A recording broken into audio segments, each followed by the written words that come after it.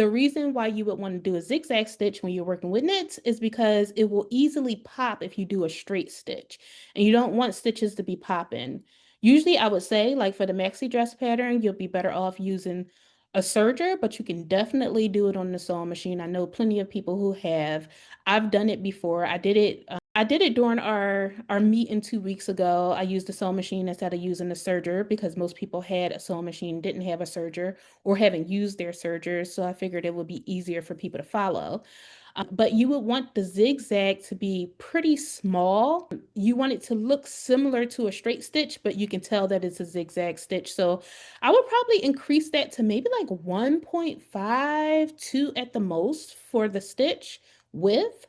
And I say this because if you did it any wider, if you opened up your stitch, like if you just like held it open, your seam line, you would be able to see large gaps in between. And that's not what you want when you're working on your garment. Okay, pretty much went over all of this. The decorative stitches that you see over here, this computerized machine, if you look at the bottom where it says like A and then it has the alphabet, that is embroidery features, and everybody doesn't have those. And people who do have them, more than likely they don't use them. So yeah, you also have, I think it's from, where is it?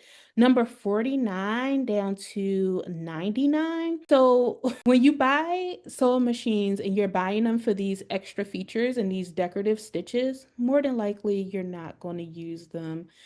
I know that some people who makes kids clothes and they want to like embellish around the necklines and around the sleeves, the wrist of the sleeves. Some people use it for that, but you don't see it a lot. So if you're buying a sewing machine for the extra features, just think about whether you will actually use those or not. Okay, and this is what I was talking about earlier. I tried to demonstrate because it would be harder for me to show you a piece of fabric like that I stitched.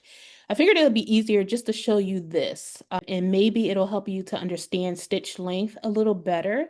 So the first one is starting off at a smaller stitch length, and you can see as you go down that it gets larger and larger. So the length of the stitch gets longer, just so that you can remember that. So the length of the stitch gets longer, okay?